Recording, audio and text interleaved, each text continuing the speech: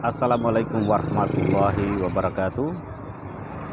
Sahabat Mimbar Suara Rakyat Official TV dimanapun berada ya.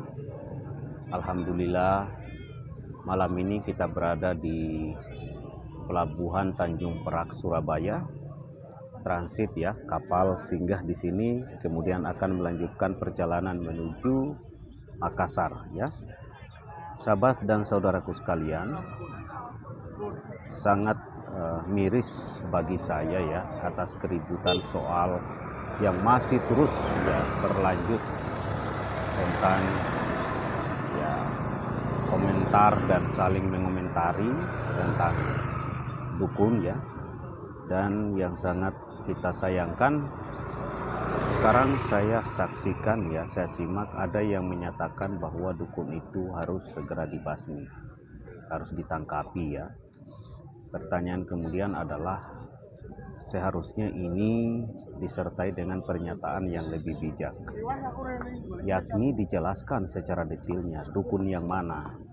Karena kehidupan kita di masa lampau, saudaraku sekalian, ada kontribusi dukun yang sangat luar biasa yang mengantarkan kita sampai pada kehidupan seperti sekarang ini, yakni ya orang-orang tua kita terdahulu terselamatkan oleh mereka. Siapa mereka itu? Dukun patah tulang, dukun melahirkan yang membantu proses persalinan, dukun pijat urat. Itu harus kita ingat. Persoalan kemudian adanya praktek yang kita kenal dengan dukun abal-abal. Itu menjadi komitmen kita semua agar itu dibasmi. Tapi sahabat, istilah dukun ini harus kita pahami. Ini kan penyebutan dari leluhur kita di masa lampau, yang kemudian dukun ini juga ya menjadi istilah yang disepakati secara penggunaan bahasa.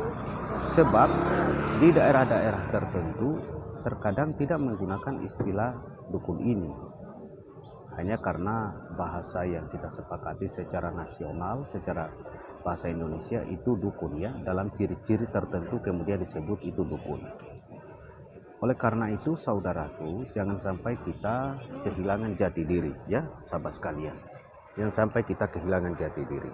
Jadi saudaraku sekalian, itu harus menjadi renungan kita semua ya. Dan kita tidak boleh menafikan apa yang telah terbukti secara nyata di dalam kehidupan kita.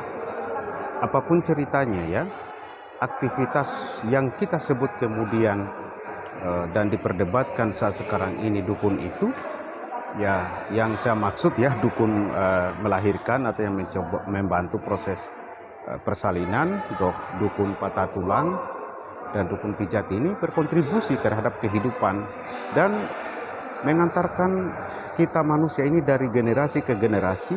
Bahkan mungkin saja generasi hari ini kita masih terlibat atau aktif dukun misalnya patah tulang atau yang membantu proses melahirkan ini, kita yang juga dibantu oleh mereka. Oleh sebab itu sahabat sekalian ya saudaraku, kita jangan sampai kebablasan ya dalam soal menilai dukun ini. Oleh karena itu baiknya dan bijaknya ini ya sahabat sekalian dijelaskan ya.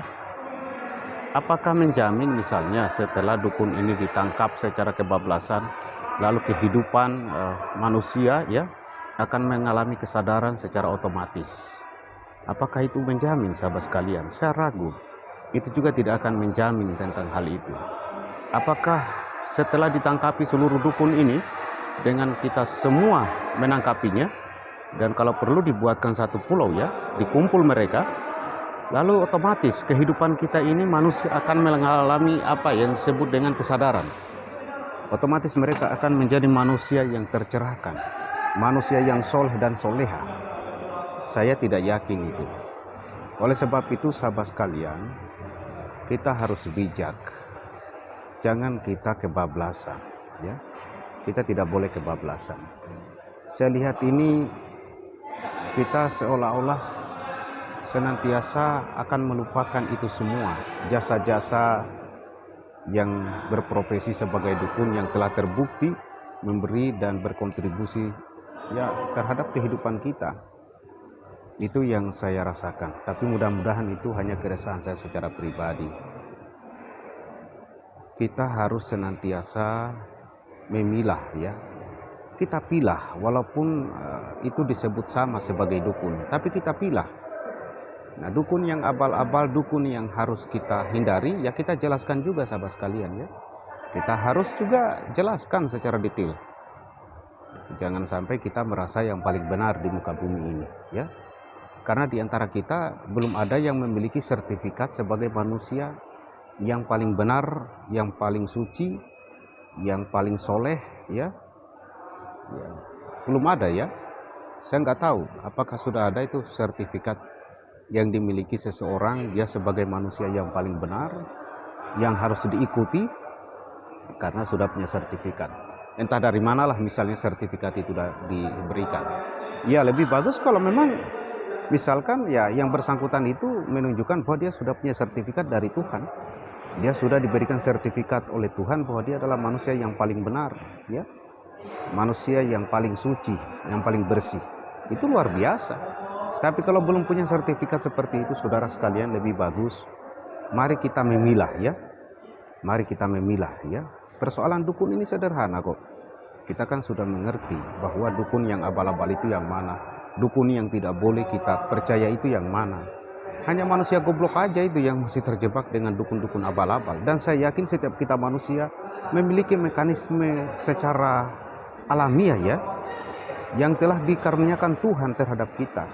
Jadi kita juga ini jangan merasa sok-sok ya. Jangan sampai kita merasa sok paling benar, sok paling suci, sok paling soleh, sok paling tahu bahwa mana dukun yang bukan abal-abal. Mari kita berikan edukasi yang baik tanpa kita melukai dan merendahkan serta melemahkan yang sudah terbukti dan teruji, saudara sekalian. Mengapa sih harus selalu sederhana saja menyebut dukun? Jelaskan aja dukun yang bagaimana. Itu baru namanya proses mencerahkan dan mencerdaskan. Nilai-nilai luhur budaya bangsa kita ini, saudara sekalian, jangan dianggap itu hanya dibuat begitu-begitu saja. Hanya dibuat seperti orang bangun tidur, cuci muka lalu melakukan yang disebut hari ini kita sebut budaya dan tradisi. Itu penuh makna. Dengan ragam tradisi ya, entah itu dari jenis macam pakaian tradisionalnya, gerakan-gerakan tertentu, apa itu tarian dan segala macamnya, itu kan adalah kekuatan budaya, kekuatan dari dalam diri yang untuk memberikan suatu simbol-simbol pesan yang secara tidak langsung terhadap manusia. Dan kalau kita mampu memahami dan memaknai itu, maka kita akan mendapatkan petunjuk bagaimana kita senantiasa agar dekat dengan Tuhan yang Maha Esa. Melalui itu saudara, melalui budaya itu kita mampu mendekatkan diri. Tapi kalau kita memang ya apa istilahnya ingin ya, ada keinginan untuk mencari tahu ya apa pesan di balik itu semua. Oleh karena itu jangan itu dianggap biasa-biasa saja ya. Kita hati-hati dengan pemahaman-pemahaman dari luar. Kita harus hati-hati pemahaman dari luar yang tidak sesuai dengan apa yang ada di dalam Nusantara kita ini secara kesejatiannya. Itu sahabat sekalian ya. Saat kita menyebut dukun saudara, di luar kita bicara abal-abal, seluruh wilayah Indonesia ini ada dukun. Istilahnya satu profesi aja, dukun misalnya patah tulang, ada semua tuh. Saya ke Aceh saya temukan, di daerah lain saya temukan. Itu artinya simbol pemersatu. Kita memiliki satu aktivitas yang sama. Tapi kalau kita menyebut sulap, itu jadi budaya enggak itu? Jadi tradisi enggak itu? Kan enggak. Itu berarti bukan aktivitas yang harus kita agung-agungkan. Hiburan iya, kita anggap hiburan iya. Ada juga yang mengatakan bahwa apakah dukun itu ikut memerdekakan bangsa Indonesia? Loh kok sampai seperti itu? Kalau kita balik juga, apakah pesulap juga terbukti memerdekakan bangsa Indonesia? Apakah pesulap itu kemudian kalau ada orang yang patah tulang, dia bisa datang sembuhkan dengan kemampuan sulapnya? Apakah ada cerita di negeri kita ini bahwa orang yang dahulu kala pada saat ingin melakukan pada saat mengalami atau sudah tiba saatnya untuk melahirkan, yang tolong dia adalah pesulap? Kan Kan nggak ada cerita itu. Jadi apa sebenarnya yang harus kita saling menilai yang kemudian kita menggeneralisir itu semua? Adanya dukun abal-abal, iya, itu sepakat kita basmi. Tapi tolong dijelaskan juga bahwa ada dukun yang tidak abal-abal hanya karena penamaan itu, ya, yang seragam. Makanya di daerah saya tidak disebut dukun, saudara, enggak disebut dukun. Nah, ini saudara-saudara harus menjadi kesadaran kita semua. Kebangkitan Nusantara ini harus diawali dengan kesadaran kita tentang spirit, budaya, tradisi yang ada di daerah kita masing-masing. Apa spiritnya tuh? Apa semangatnya tuh? Apa pesannya di sana? Kalau itu didapatkan, maka itu akan menggiring kita kepada ruang persatuan dan kesatuan. Dan kebangkitan spiritual kita akan dapatkan, peroleh, akan berakibat kepada kebangkitan Nusantara. Kebangkitan Nusantara itu adalah identitas jati diri Nusantara yang sesungguhnya. Dan itu bukan sulap. Identitas kenusantaraan kita bukan sulap. Identitas kenusantaraan kita adalah budaya, tradisi di daerah kita masing-masing. Itu yang saya sadari. Identitas yang kita sebut identitas kenusantaraan kita yang sejati adalah dukun beranak yang ada di setiap daerah, dukun patah tulang yang ada di setiap daerah, dukun urat. Apakah mau disangkali itu? Itu identitas kenusantaraan kita. Oleh karena itu saudara, mari ya kita saling mengajak kepada hal-hal yang baik saja. Tidak usah kita terlalu merasa yang paling pintar, yang paling cerdas, yang paling soleh, yang paling suci. Pencerahan dan edukasi mari kita lakukan dengan memilah ya, memilah dan memilih.